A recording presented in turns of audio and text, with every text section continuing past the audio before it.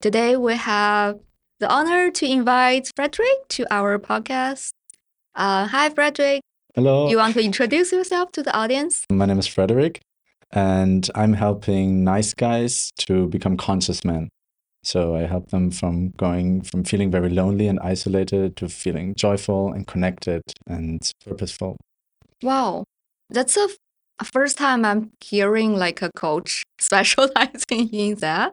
And you labeled yourself as a nice guy coach. That makes me wonder, like, what's your definition of a nice guy in the first place? Yeah, so a nice guy has very typical traits we see in a lot of men nowadays. And it's like, I think the three biggest traits are he's very not assertive, like he doesn't take initiative a lot.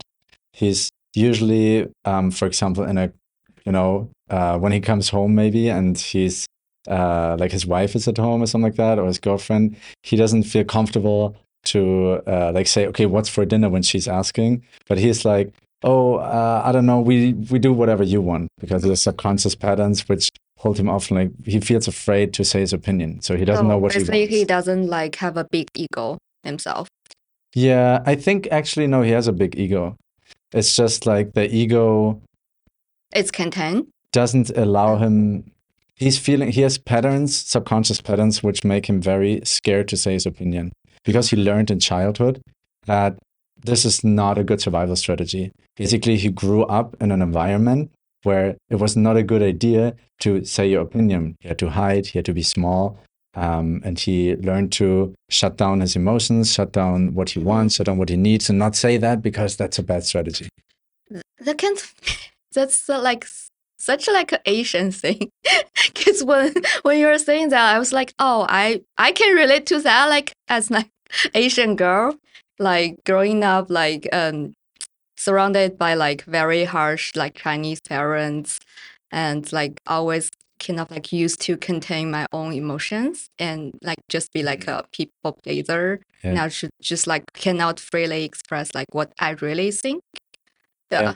But like you like you're like a white guy like from like a Western world like are there like many men like in your country who are like that? Like yeah. It's Yeah, for sure. Like you said one important thing there. You said people pleaser.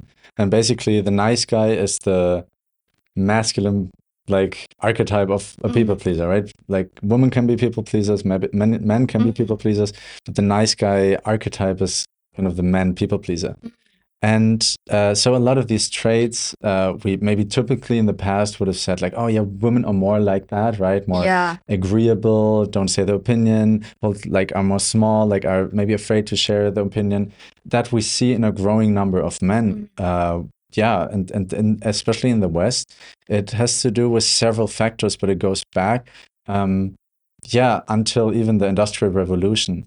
Like that was the first part when the first time where sons weren't going on the maybe fields with their fathers anymore. And, back then, before the Industrial Revolution, a lot of boys grew up until like maybe 12 years with a mother. And then they would go out with their fathers, with their uncles, with their brothers, and they got socialized like with other men. But nowadays, if you think about it, after Industrial Revolution, all the fathers are in the factory. And then Yeah. afterwards, from blue collar to white collar job, all the fathers are in the office. Yeah. And you can't bring your child to the office. So now we grow up in a world, all the boys grow up in a world where they just are surrounded by women, by their mom. And then most of the teachers are female. And yeah, basically when then the dad doesn't show up in his free time on the weekend and isn't there to be a masculine role model, then many boys learn a lot of behaviors from women and learn how to please women. And that's where a lot of these things come from. Yeah, it's so interesting. Like, I feel like I can relate to that more because I'm kind of like a nice girl as well. Yeah, because but like maybe that's like my stereotype. Most of the guys I met, like they're like can be very assertive Yeah. and in their own words, like very confident because they always know what they want Yeah. and they're they don't have any concerns to just say it out loud. Yeah. But like you're saying, like as a nice guy, there's a lot of things that holding you back Yeah. when you are trying to express your feelings truly. Yeah, you said some really interesting things there, right? Because we see the different perspective from men and from women, right? A lot of women would agree that they say like, oh, there's a lot of men who are like toxic men and predators, and like I have to be careful all the time, have to be afraid. Like in the club, there's constantly people like guys hitting at me, and then the male perspective is like, oh no, but like I'm so afraid to approach even, and I Yeah. didn't talk to women in a long time, or I'm just playing video games in my mom's apartment, like in my basement, and I don't know how to do any of that. So how does that happen? And it's basically it's a bias, right? Yeah. Because women only get approached by these guys who are not thinking about it and maybe just like, you know, aren't the most empathetic or the most Yeah. compassionate. So then you only have one experience with one type of guy, Yeah. basically. And all the other guys who never approach because they're too afraid that you don't Yeah. get approached by That's them, like a right? selection bias. It's a selection bias, right? But there's a lot of men, and I talk to a lot of men who have exactly the same struggles that they don't want to hurt women, and that was my personal backstory that I didn't want to hurt women. I didn't want to be the toxic man, right? I read it all the time in social media. I'm men are predator, men are sexual predators, men are, women feel uncomfortable. Maybe you're the creep, stuff like that, you know? And I was like, I don't want to be like that. I want to be the good guy, the nice guy, right? Yeah. I don't want to be someone mad at me or like hurt them. So, but on the other hand, I saw that like that 80% of women, like I read a statistic, 80% of women want to be approached by men. And then I was like, okay, but how do these two things go together? Like because what if I approach her and she's creeped out? Yeah. She feels hurt and she feels like I can't know before I try, right? But on the other hand, I have to. And that just didn't go together. So that led for me personally, my 20s, that I didn't approach any woman, really. Oh, like is there like a personal story you would like to share? Like is there like a particular moments like in your life where you struggled from this that made you to realize, oh, I actually want to approach women more and not just like be like a nice guy to hide my emotions. Yeah, so I think one thing we have to understand before I share my story is that nice guys don't know that they hide their emotions, right? They're just numb. They just learned that somewhere in their childhood and they're not aware that, oh, I'm hiding my emotion right now, right? But for me in my 20s, it just, I just wasn't feeling comfortable approaching girls. I didn't know how to do it, but I didn't have anybody to talk to about. Like, I didn't talk with friends in my friend circles. We never talked about that kind of stuff. I didn't talk to my dad about that. We never talked about sexuality or like anything. And then, yeah, like what's left? Like porn and the internet to be educated about sexuality and But like they're pickup all artists on yeah. the internet, right? So that means like a lot of the things I learned there was that I have to be someone else, kind of put another mask on, right? What are the pickup tricks, like kind of, which never resonated with me, but I saw just these guys telling me, you need to tell this, you need to take this pickup Yeah. line, and then you can escalate and then bring her home and some stuff. And was always like, but is that how relationships should go? But for me personally, it went into, I I was just playing, I was living my life, I was studying, right? But I was, apart from that, I was just playing video games, I was partying, I was drinking alcohol, I was taking drugs. And I remember someone telling me, like, oh, it's your 20s, just have fun, just enjoy, maybe flirting a little bit or maybe having a one night stand. And I just remember, like, I don't know how this can be fun. Like, it's super stressful for me. Like, when I go into a situation, I wasn't conscious back then about that, but I just felt like, oh my God, I don't want to be in that situation. And I retreated as fast as possible and went home and watched porn, right? Um, I have one specific story I could share if you want, which is I had one friend. She was actually one of my best friends. She actually is still one of my best friends. But back then, I was in love with her for about 4 years, and I never had the courage to ask her out or to say anything because I was always too afraid of the consequence of what she's thinking about me, that I lose her as a person. Yeah. And I saw her going through boyfriend, boyfriend, boyfriend, and just watched from the sideline. And now, talking about it in hindsight, it sounds like reasonable, but like it doesn't hurt anymore. But back then, I was really devastated. I was like, what can I do different? Like I was dreaming of having a family at some point, but like how Yeah. do you have a family when you're not even, you know, confident to talk to, not to talk to women. I could talk to women, but never in a romantic sense. On a friendship level, no problem. Okay. Yeah. So you're just saying like this kind of like nice guy traits like only hold you back when you're kind of like want to be in a romantic relationship. In other like scenarios, like you are not afraid of like express yourself.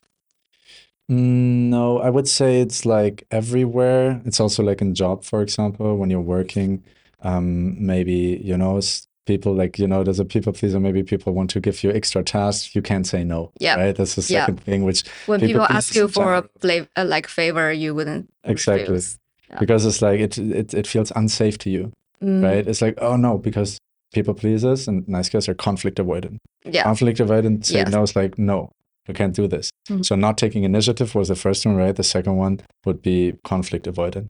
And then nice guys are doing everything to not go into any conflict, which Yep. means not saying no most Yeah. of the time. So not respecting your own boundaries and not communicating your wants and your needs. So, and that is like in any relationship, right? It doesn't have to be a romantic relationship. We have work relationships, we have relationships with friends. But most of the time, in all of these relationships, the nice guy, the typical nice guy, doesn't, express himself. And maybe his friend is doing something he doesn't like, Yeah. but he doesn't say it.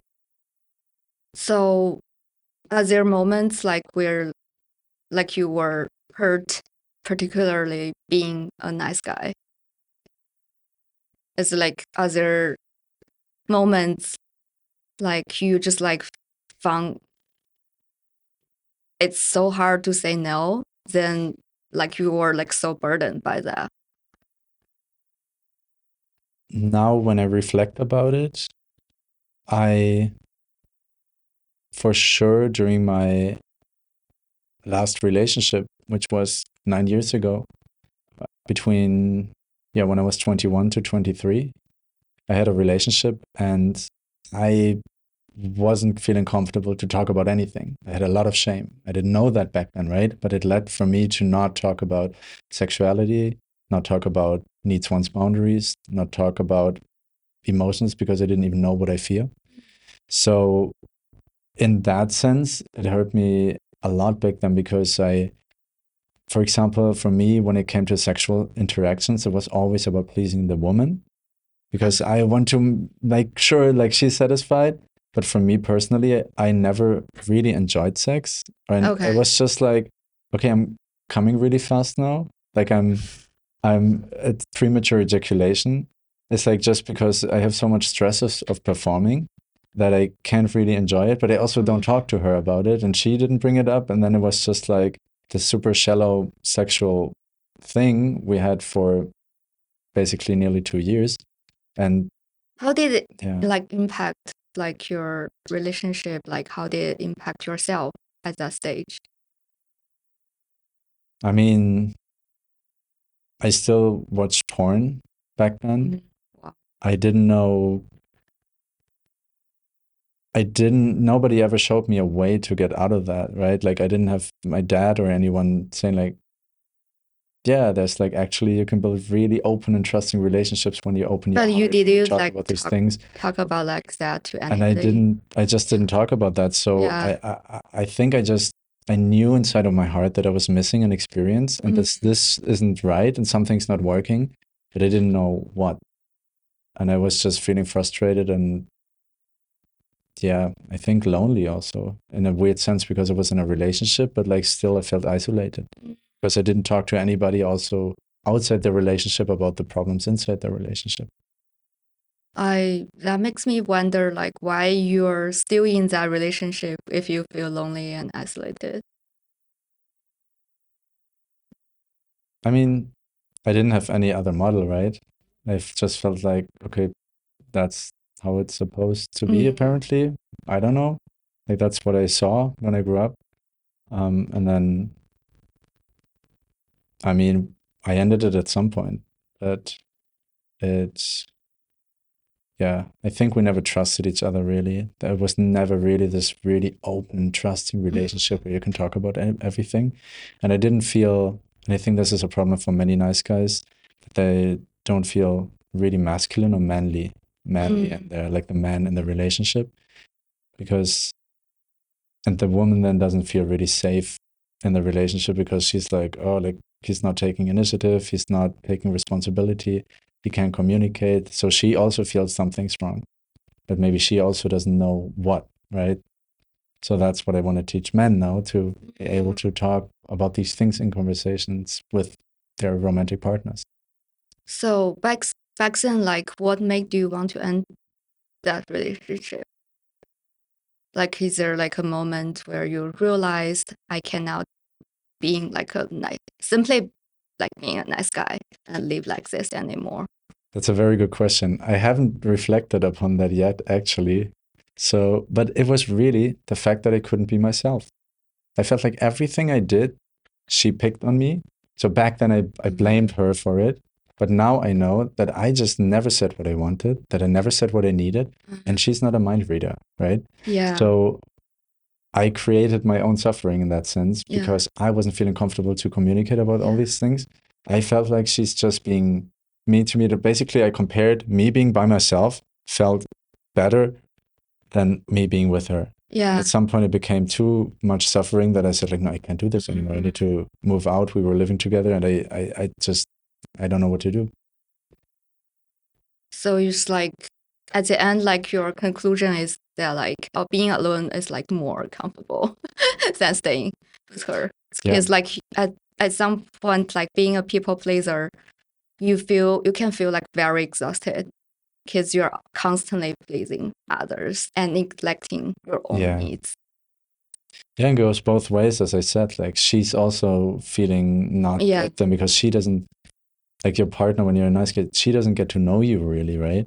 She gets to know a facade of you, like a mask you're wearing, like a performance. Like when did you realize it's like a mask you're wearing? Specifically, I was 30 and I was living in Berlin. I just moved in and I just started this business coaching. And one of the coaches there who was also doing the coaching, she told me, oh, you have a lot of people pleasing tendencies. She saw that apparently. I was like, oh, what does it mean? Okay. And then I started to Google and I stumbled over the theory of, it's like a little bit more spiritual theory about feminine energy, masculine energy, and how we all have these both energies, and that people pleasers, nice guys have a lot like unbalanced feminine energy, being like, meaning being more passive, more um, not taking initiative, right? The things we're talking about. Um, and I was sitting at home and was like grinding away, trying to build a business, trying to finally feel worth to be with a woman, because that was back then what I was doing. I was like, oh, maybe I find a woman when I have that business, when I finally am strong enough, when I started working out and stuff like that. And this is obviously not bad, right? But I only did that. I left my apartment every third day to go grocery shopping. So I pushed a lot out of, yeah, trying to compensate for this hole within me.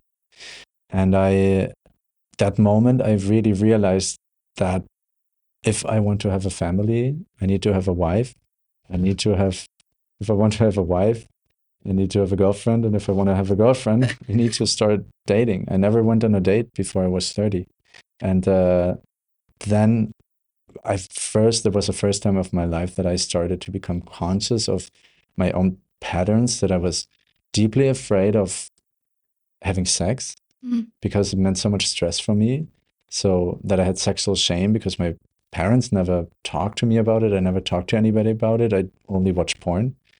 Um, But like you're yeah, so comfortable, so comfortable talking about that, like in front of the camera here. I'm so amazed by how much you changed. yeah, that's true. I did like 180-degree. Yeah. Like I started a coaching back then and was into the Tantra space. It was called the Tantric Man Experience. And Tantra, I'm aware that especially in the West, it has like a weird, like people are like, what is that? Isn't it like just group orgies with like under like spiritual like name? But it's really, I was skeptical at first and was like, I don't know what that is. It's weird. Mhm. Um, but it really showed me a beautiful way to be more yeah, look inside. I started to see, okay, how do I feel? I remember the first time I went into like a men's circle, it was part of the coaching. I was like, how do we feel mentally, physically, emotionally, like these things. And in the beginning of the circle, and I was like, I don't know, good and bad. Like those were my two Yeah. answers for how do you feel. And I realized I never in my life could Yeah. like answer this question. So then we had this like circle of emotions where it's like fear and joy and anger and like Yeah. base emotions.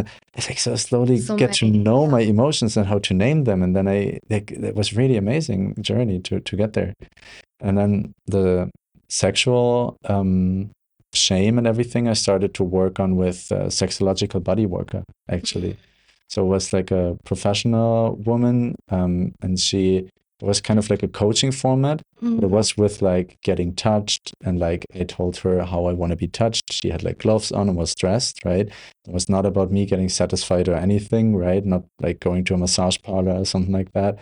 But it was really about, and it was the first time maybe in my life where I could relax and focus on my own body and my own sexual energy and just close my eyes and tell her how to touch me and see how that feels and what comes up within me, what kind of fears, what part of my body is tensing up.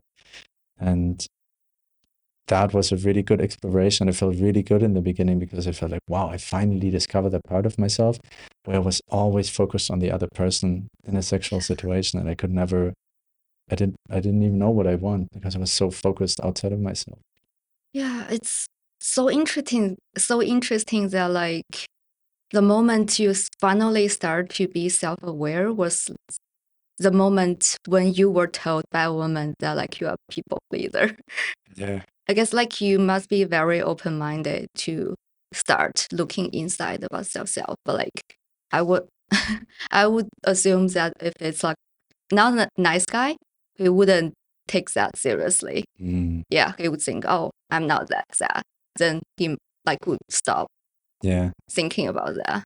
But like you took her words and then you really started like this like self exploration journey, like both mentally and physically, I guess. Yeah. I think critical, the one point which is important to understand for everyone, there comes this moment where you're just sick of it. You're just like, fuck, I don't want this anymore. Like I was looking at my life, right? I was like, I'm grinding away at home. I don't see a finish line. I'm leaving my apartment every third day. I'm not feeling comfortable dating. Like I'm already 30. Like you need to change something. Like I don't see this changing. So that was kind of like the background also where I was like, Mm. something has to be different. Like I just until now I just did the same things and it led to the same result. Okay, I'm open for new solutions, and I think this, you know, opening the lens for other things which maybe even if I would have stumbled over them before, I wouldn't have done them as you said because usually you need this one point in your life where you're like, oh fuck, I don't want anymore. I don't want. Okay. Wow. Okay, you came to a point where like you didn't want to be the old yourself. You want to invent a new you. Yeah. Then what would give you courage to do that? To just find a girlfriend, start dating? So Like, what was your first step to achieve that back then? the first steps was actually finding this coaching where there was the first block I stumbled over. This guided coaching. It was a group coaching and it was men's circles. So I don't know who knows men's circles. from your audience, but it's basically men coming together. So And it's a, support group. yeah, exactly. It's like anonymous alcoholics just for men, for everyday life, to talk about these things I never Mm, talked about, right? For about your relationship, maybe about personal problems with addiction, with porn addiction, right? I yeah. watch a lot of porn, and it was very nice to first of all see that I'm accepted there, but then also that there are other people who are the same as me, and Yeah. also that was the most funniest thing ever. I remember in one circle in Berlin where I went, there was this like big dude, like really big, full of tattoos with like a big beard, you know, like a biker or some shit. Then he's talking about his emotions and this like the cutest teddy bear, and you're like, Yeah. what? Like when I see them on the street, I'm like so afraid of them, kind of like intimidated by this like outer appearance. But it was amazing to see what kind of men go to these events. Yeah, it's kind of fascinating as well. It's because as like Asian woman, I kind of my experience about men is like they're not used to feeling their Yeah, emotions. Like you said, they're not like used to like revealing their emotions to others either. Yeah. It's like I guess most of Asians are like this. But like my experience is that like it takes time for you to actually just to start to feel everything inside. But like you need to have a strong motivation to do that. For you, it's like I need to change. Yeah, for me, it was like because I cannot feel kind of stress, and my body kind of like reflects that, but without me knowing what's wrong. Yeah, I guess like each person is different, but there must be something that yeah, triggers them to change. exactly. Some trigger to have to have the strength to go into this Mhm. transformation, this personal transformation, right? Yeah. Yeah. And you like your first step is good. Like it kind of like created a supportive environment for you to be comfortable Yeah, sharing your own experiences and to find, oh, I'm not alone. exactly. There are others who are like me. I think this is the best way to approach any journey, basically, because there was this experiment with rats where they tested how addiction worked, and they had this one rat by itself in a cage, and they gave it like the choice between normal water and like Mm, heroin infused water. And when I went to like pretty far, it got addicted to the heroin water. But then they repeated the experiment with a way bigger cage, and there were a lot of rats in the cage. And they had the choice again, but only a tiny percentage of these rats got addicted to the heroin water. So most of the rats living a healthy, happy life with the other rats not being isolated and feeling good about themselves, they didn't go down that route of the heroin water. They were happy, like they didn't need that. So it was, yeah, it's really interesting to see. And it leads to the conclusion that the more isolated we are, the more we search for these yeah. experiences like drugs, porn, gambling, social media, gaming, right? All the short term dopamine things, which are just distracting and numbing Yeah. us so we don't have to feel the misery we're feeling in that moment. Oh, that's so true. I think we are touching upon like something deeper about like addiction. It's because we cannot get what we really desire. So Yeah, we just go for some like easy option, like exactly. alternatives. Like, Yeah. yeah. And most humans are so afraid of, this. There's a saying I really like: everything you desire lies on the other side of fear. Mm, So most things we desire, we're afraid of like yeah. maybe failing going there. Afraid in a romantic context, for men especially, it would be like being afraid of rejection, right? Yeah. But also in business context, you get rejected. Men and women doesn't matter, right? Yeah. It's like a very masculine practice of like I'm reaching out to people. Ooh, what? And then No is it response, about my no self? positive feedback. Yes. Yeah. Exactly. And that's scary, right? That's scary. So beating that fear, kind of like, or being able to feel the fear and sitting with the fear and being okay to be afraid and still doing it, that's what I want to teach men. Because I don't believe that men are never scared, or like humans in general are never scared. That's not how it works. Like the most courageous person is the person who feels the most fear and still does Yeah. it, right? So yeah. Were you like this before? Like you like you kind of like reach the point where you can like feel you're afraid to reach out to women and sit comfortably, not comfortably, like sit with that fear for a while, and then kind of picked up like the courage. Yeah, I remember going on my first date. It was in Berlin, and it, I wasn't during that time in the coaching, right? So we had the weekly men's circles and stuff like that, and I was already more aware of what I was feeling in that moment. And I remember I texted with her a little bit, and then I invited her to go to that one bar. And at that moment, I tried to be like, okay, what can I do different than usually? So being more in my masculine energy, that means like maybe being more, like saying like, okay, do you want to meet there? Or like, let's meet there. Be What do more you think about that? assertive. More assertive, more like initiative, right? We were talking about that. Usually I would have never done that. So I asked her out. She said yes. I was like, oh my God, now it's happening shit. Like, no, I actually have to actually go. Um, and one thing which calmed me down a little bit was that she was actually 10 years younger than me. So she was 20 and I was 30. And I was like, she's probably more scared of me than I'm of her, you know?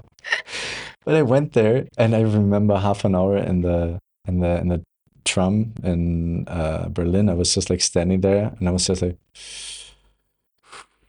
I was breathing.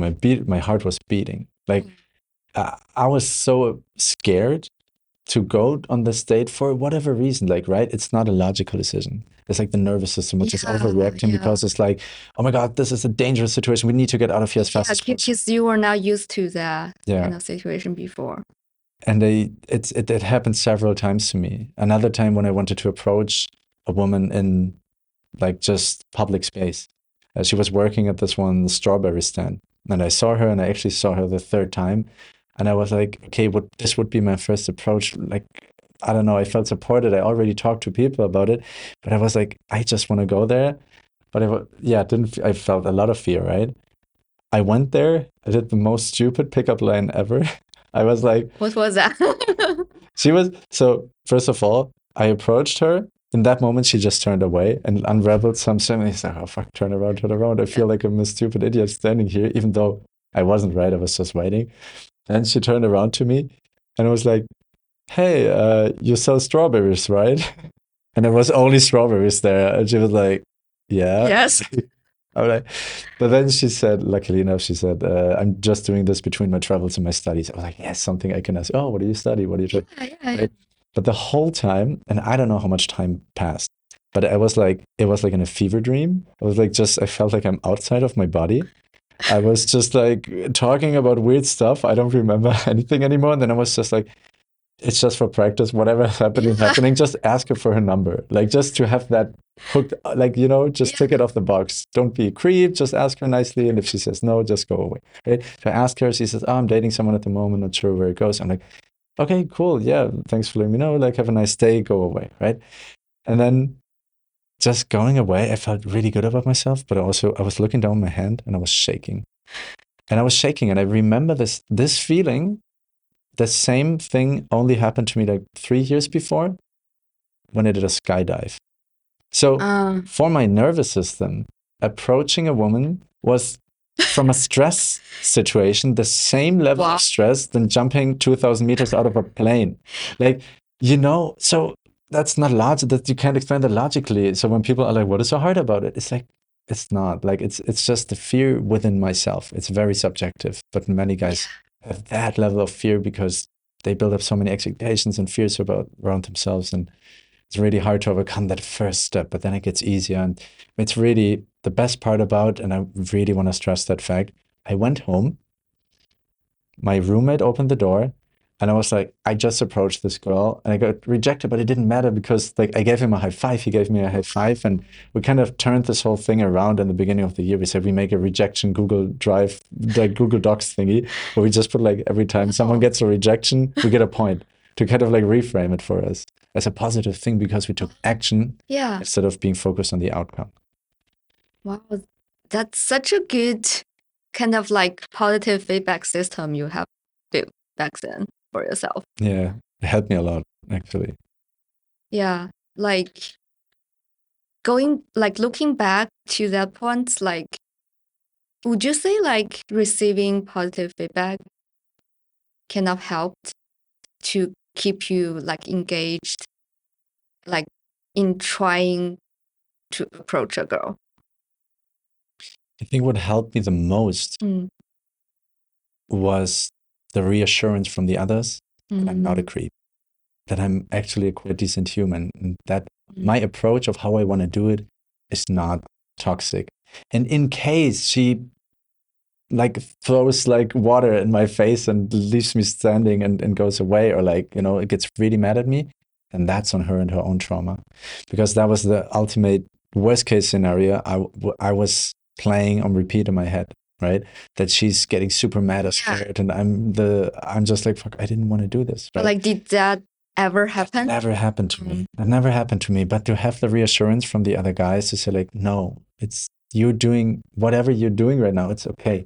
Because while I was when I was by myself, I always had the same Yeah. worst case scenario going in my Yeah. head, and I had nobody like kind of saying like, that's not happening. Look at the facts. Who are you? How are you approaching? You're not going there and clapping her ass and like say, hey girls, you want to come over to fuck tonight? Like, I don't know, you know, like whatever. That would be a very disrespectful way, right? Yeah. But going there, communicating what I want, like saying, hey, I would want this. Like, what do you want? You know, and then Yeah, finding women this, will feel like what are your you're such boundaries? like a very respectful man. Yeah, Yeah, that reminded me of this thing. Wherever your attention goes, your energy yeah, flows. yeah. It's like if you focus on thinking about like all the bad consequences, like you're gonna feel like very afraid of doing things. Exactly. They will just hold you back even more. But like if you like rewire your like nerve system to like focus on thinking about like the positive side Yeah, of things, like you might be able to take the initiative to do that. exactly. Yeah, it's very fascinating like how you like just like rewired your nerve system to think like the whole thing in a completely different way. It's not easy at all. It's not, yeah. Yeah. It takes, I think the beginning is the hardest. Because then when you had the first one, two experiences, you're like, oh, that's also an alternative outcome. It's not Yeah. only the she's like putting the water glass in my face and goes away. Ah, that's also sometimes They say I'm yes. dating, sorry. Or like maybe a yes. But even like just having a no, which is okay, and I'm Okay. feeling okay with it and I didn't hurt her. That was enough for me as a first experience. Okay. To know that I didn't hurt her in the process Oh. of reaching out to her, because that was my biggest fear, right? Oh, okay. And then I was like, oh, she doesn't think I'm the creep. She doesn't think I'm a weirdo, or she's not feeling harassed by me. Okay, then I can do it again. So just by taking the initiative, you finally got the chance to kind of like validate what you thought, like in reality, and saw like, oh, this is not true. Exactly. Then you Because I can got change it. exactly because I got evidence, right? Yeah. Like when we have limiting beliefs about ourselves, about the world, like where do beliefs come from? It's like Yeah. either we heard them somewhere, maybe we learned it in the past. This Yeah. is where, right, our Yep. brain rewinds these stories from the Yep. past and pretends it could happen in the Mhm. future. But there's so many different opportunities that, Yeah. you know, so it's really finding the evidence for yourself that it's not like that. So really trying to, yeah, reframe it. Maybe you're a scientist. Maybe that helped me sometimes to see like, oh, I'm a scientist. I'm going on that date, and I try to Yeah. observe it from the outside. How does that happen? But it's very hard to. I also started with meditation and stuff like that back then, because it's very like logically now we can talk about it and just reframe and just like do this and that and just like think about. It's like, but we're still thinking. Think like what's really happening is that yeah, right, panic attacks and whatever Yeah. happen It's in the like, nervous system yeah, now, you right? cannot really control yourself at that moment. You can't outthink Yeah. your panic attack, right? So I think this is where mindfulness and meditation and stuff like that comes in, the learning to be less reactive, learning to observe yourself, learning to even observe yourself when you get that panic.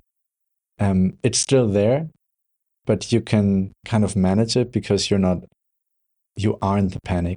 beyond the panic and just like reacting to it and like, oh, now I run away. You, watch yourself, observe yourself from the outside. I was like, oh, I'm very anxious right now. Is that okay? Can I be anxious? Can I act from a higher consciousness? Can I make a conscious decision that I want to stay here even though I feel panic? And that's the thing we need to learn, to then take action, to then gain new evidence, to then rewire the nervous system. Wow. What you did was amazing. I want to give you applause for that. So just to briefly recap what you just said, like, so first step, like you did, was to feel your feelings. Yes. Yeah. And to be self-aware that like you were actually afraid of taking the initiative, especially when like asking girls out. And second thing you did was to maybe to realize like what thoughts you had that could lead you to be afraid of such things. Yeah. And realize there might be other possibilities. Yeah. To think it differently. And then after receiving some of like the positive feedbacks from like other people and from the actual evidence of you validating that, like when you approach them, then you kind of like, okay, they're just my fantasies, not truth. Yeah. And gradually you kind of like change yourself, or like, I guess like you're still a nice guy, but like now you're a nice guy coach. Yeah, I feel like I don't know if it ever really completely goes away, but I can control it. Like I know, like I'm very much aware of my patterns, and I know when something's coming up. I can feel it, and I did some inner child work, but I can see like, oh, like this part of me is very afraid of it right now, but it's not me. It's just part of me. Can I still do it? Okay. And that led me this year, for example, to do a public speech. And I talked about porn addiction in front of like 50 people. Wow. And uploaded it on the internet. Or I just recently got into my first relationship since I ended. Congrats. Yeah. So I utilized all the skills and learnings and like just not from a pickup artist perspective, but from an authentic perspective, from an what do I want? What do I need? What are my boundaries? How do I feel? And then asking her the same, what do you want? What do you need? What are your boundaries? That's how you like communicate. Yeah, like it's a bilateral exactly. way. It's a forth and back, right? Yeah. And then we can see if we come together. Okay. Now I wonder like what made you to want to be a nice guy coach? When did you feel like I want to do this? It's kind of like a mission to help other nice guys. It really started earlier this year. Like last year, I was doing podcast production and was more in media, but I was just frustrated by it. I didn't know what was missing. And then I had the idea of coaching in the back of my head, but the first time in my life, I wasn't too reactive to life, right? Because I started to do much work. So in the past, I would start the next project because I'm a grown up, but I need to do something, right? I can't just not do something. Kind of like way to not take initiative as well. Yeah. Or like being too fear driven of like I need to find a thing finally to be whatever, like to be someone, to have something, like to go back to your safe space. Yeah, exactly. And then so this time I gave myself time until I find something which feels like a fuck yes, and that's not like, oh, I don't have any other options, right? So I was in Bali in February and I attended a workshop at this one cafe called Cafe Coach, and there was this one transformation coach, and basically that was when I made the decision, because we did this guided meditation and it was a really cool visualization, and I was like, I'm gonna give it a try. Yeah. Wow. Congrats on finding your missions. Thank you. So at that moment, like, did you feel something differently inside? That like, yes, this is the things I want to do. And how would that like different from like the feeling of like being just like immersed in fear. Yeah. I think a lot of purpose in the world, for a lot of people, purpose comes with serving, Mm. serving others, and having less of an ego, right? Less of an ego means not me, take us Yeah. mentality, but give us mentality. Hmm.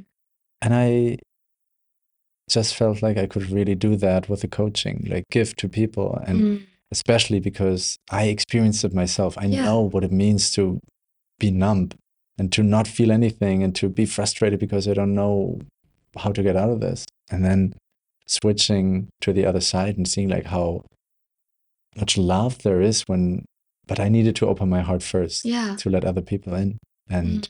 also now with the relationship, I believe you can only love other people as much as you love yourself. And I want to give this to other men too, and then Mm. also to other women, because I hear all the women talking about there's so many toxic men and like Yeah. they don't know what to do. And I've for sure heard women in the past because I was too ashamed of talking about certain things to checking in maybe for boundaries or for their needs and wants. And I don't want to be that guy who's too afraid and then hurting people. And I think the world needs more healthy masculine men. Mm. Yeah, that comes to the question of like what kind of man like eventually you want to become, or like you do you think yourself have reached like the ideal state?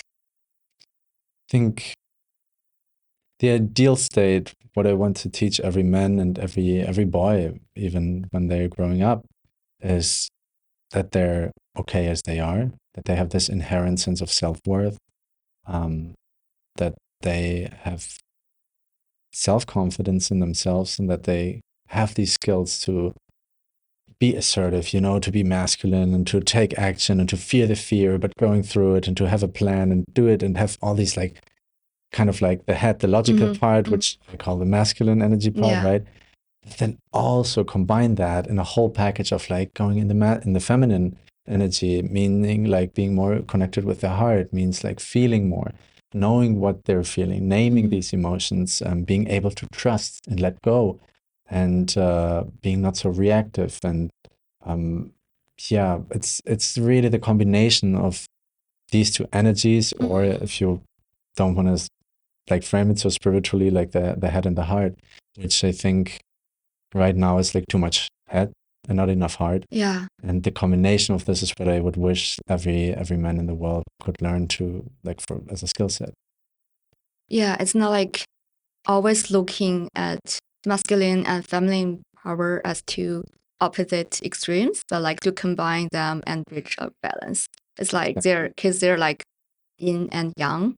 It's like the masculine and feminine force. Yeah, Like either you are like a female or like a male. Like I guess we all need that because we need our mind. We also need our body. exactly. We need them to be in balance all the time.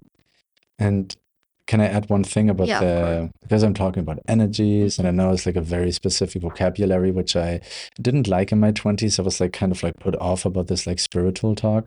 So I want to add that when I talk about masculine, feminine energy, I mean, everybody knows the experience of like, this is why I say also head or heart, kind of like being connected to these two because that's more graspable for most Mhm. people. And what I'm not meaning with that is stereo or gender typical Mhm. traits, right? Everyone has both energies within us. It's not that I want women to always like to not have a saying in a relationship, for example, the man takes the decision or something like Yeah. that, right? That's not what I want. I want for both, right? To Yeah. one needs boundaries. I say it again, like that both partners can express these on eye level, right? But then there's also the experience for me as a man. Like I can only share from my experience and what I heard from other women, right? I only have the masculine experience. But when I started to question my sexual shame and the fear of intimacy, and I asked myself, what do I miss from sexuality?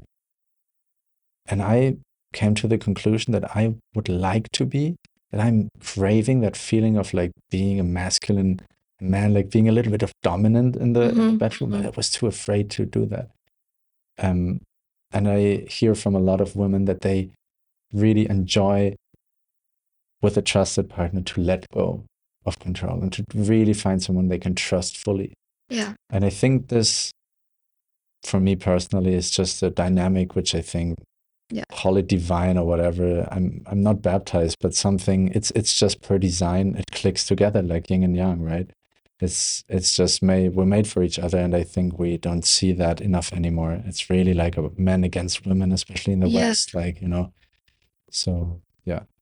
Yeah, I found your story particularly touching and fascinating is that like I feel like right now we're in a society where we put too much stress on the masculine power, both to male and female. Even as like Asian female, I can feel that like I need to be more assertive to get what I want. Even if most of the time that's not something I'm used to or comfortable with. But like I felt like I need to turn myself into a person like a guy. Yeah. So especially like in at workplace. Yeah. Yeah. If you want to like be promoted, if you want to lead the team, you need to show them like you have the masculine power in you. Yeah. Yeah. But like it's kind of interesting always like the society like in a relationship, like most of girls, we still want to, especially Asians, I would say, still want the men to lead. Yeah. Yeah, that's my question is like, why would you, why like the society made you to feel that like guys should be the one to approach women in the first place, right? If like there's girls who are kind of like they had a crush on you, they should be the one to approach you as well, right? You shouldn't be the only one who felt that pressure. So I question that a lot. And I think this is always the question between how much percentage of this behavior is societal. I think that's the word, societal behavior, sociology, right? Yeah. And how much of that is biology, right? And I read these books, like The Female Brain and The Male Brain. It was really interesting where they were talking about, for example, child play behavior in monkeys. In specific, I don't remember which ones, but they were very close to humans, but obviously not societal like humans. So we can make a lot of like assumptions about that this is from biology. And one thing that happened was that they gave them different like weapons and dolls to play, which is a very typical thing for like men and women, right? Or boys and girls. So the girls actually played 50-50 with the toys. So they played with the weapons and also with the dolls. And the boys though played nearly solely with the weapons. And if they played with a doll, they used it as a weapon. So led to the assumption that maybe like men are like hardwired for this rough and tumble play. To just learn this behavior when they grew up, because that was how we used to survive, and it's still hardwired within us. And there's like other behaviors like young women, like really like babies, girls, baby girls. They apparently, mothers say that they have way more often this experience where the girl eye gazes with her and like reads her emotions in the face very strongly all the time, whereas like boys are like super like distracted and just like they don't care about the faces, which then leads to the sometimes, okay, like maybe girls are hardwired to start reading these emotions. That's why, of course, when they practice it from early on, they're better in like reading the room and stuff like that, whereas boys are maybe better with like their hands and handcraft or something like that. That's not true, obviously, if you practice later on, but just that there's a tendency in biology for that. So I think when it comes to the question of approaching, that I think I'm not sure. I think there's an argument to make that it's a lot of biology where women just feel better, more safe, more secure. I don't know, when they get approached. Um, yeah, but ultimately, I don't know, right? I just know I feel good when I approach now. It doesn't feel like stress anymore. I feel good, and we even see it in behavior. Like, for example, porn users are way more men, right? It's way more the approaching, like searching the sexuality. Whereas I heard the sentence once, and not everybody agrees, but like social media for women is what is porn for men. So like posting bikini photos and getting likes and getting this dopamine rush of getting attention, which is basically right the opposite of kind of like porn is like this. Oh, I'm click on this video, I get this experience. It's like an artificial. I'm reaching out and get a sexual experience. What basically is like approaching a girl, but like she can't say no because it's a video. And then on social media, it's like, oh, I'm putting myself in the market and I get a dopamine rush from all the likes. And it's more of a women behavior than what men are doing. So yeah, there's all these things, and I'm not 100% sure how, it's connected, but I think there's a way where men and women can work together, Yeah. and that it's kind of like hard for me. I believe that there's a good reason to make like it's biology a lot, and I believe in okay. I think the men should approach actually. Yeah, I feel like there's a lot of that was impacted by culture as well. Because actually before hearing your story and sharing my thoughts about a similar situation is that like if a guy does not approach me or ask me out, that means he's not interested in me. Mm. Yeah. Or like if I go out on a date with a guy and he doesn't have an opinion on everything, that Yeah. means he's not interested at all either. Yeah. Yeah. Yeah. Only when I heard your story, then I realized, oh, it might not be the case. They might just be like too nice. Yeah. Yeah.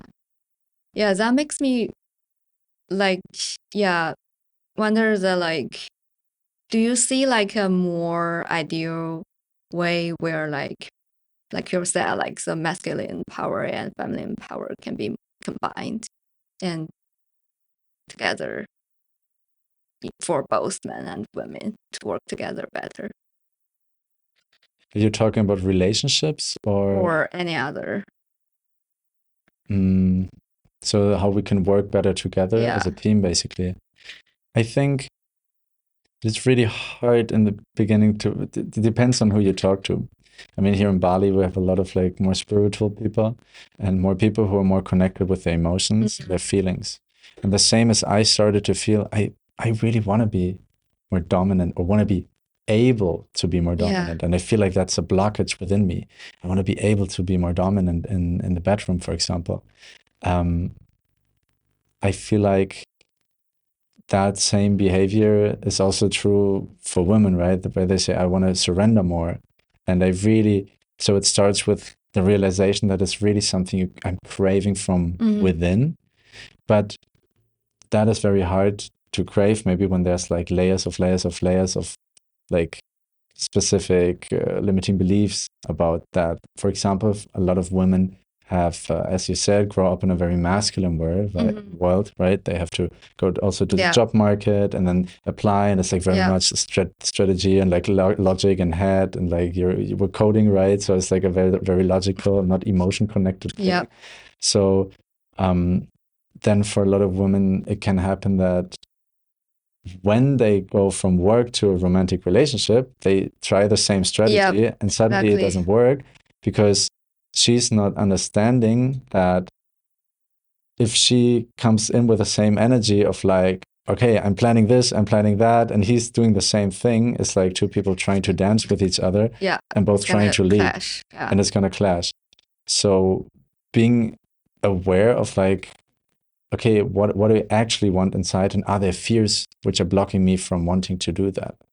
So, for example, for women, it could be something like do I feel comfortable to let go of control?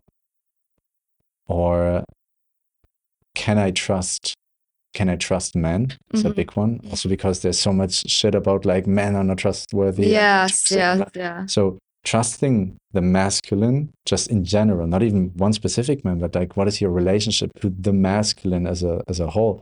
Like, are you always like, well, no, I don't know. Like every it doesn't matter if it's my friends or thing. Some men I trust more, but in general, I'm very skeptical towards them. How do you then you don't open your own heart probably? How do you expect to build a loving relationship then? So asking these patterns about yourself, and then the same as me, right? Seeing like, okay, which ones serving me, and which ones are maybe sabotaging me, and talking to others about their experience, right? Not trying to figure it out by yourself, and yeah, finding the right environment to grow in, because it's scary to maybe let go of control. Also, it's the same as like maybe it's scary to take control the first time. Yeah. Last question, like how do you see yourself right now in Bali being a nice guy coach compared to like the guy who was afraid of asking girls out back in Germany? Yeah, it's crazy. I'm feeling super self-confident. I'm feeling a lot of love, a lot of excitement, a lot of joy. And don't get me wrong, sometimes I have my lows, right? Of course, we are humans. Exactly, right? Like sometimes I'm not feeling as self-confident, and sometimes I'm not feeling as worthy, and sometimes I have a lot of stress, right? But it doesn't last as long, and it's not like years of like suffering, but it's like, I realize it and allow it there to be there, like maybe a winter season, and then the better season comes again. And I know what I need to do to recharge, to go to my men's circle, for example, is one thing, to go in nature, to talk to others. So yeah, to go on events where other people talk to each other. And that helps me to feel very connected to myself and to allow my feelings to be there. And it doesn't matter if it's comfortable feelings like joy, excitement, and or it's like uncomfortable emotions like sadness and anger. Wow, that's amazing. What would you say to the nice guys who is listening to this right now? Like one piece of advice. I think my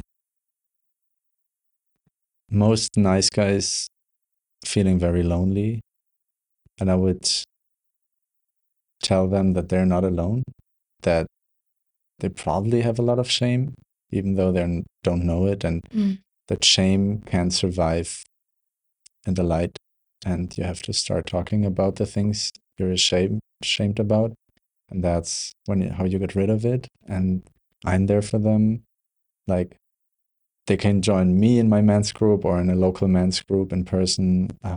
There's like many ways to first connect with other people to just talk about your experience, maybe the first time ever, being witnessed, being listened to, sharing some things you maybe have never shared in your life. And I think this is the first step for a really great transformation. Wow. You're saying that like out loud very gently, but I can feel like you're also very strong by saying that and by sharing all your stories in front of the camera. Thank you. Thank you so much. Thank you.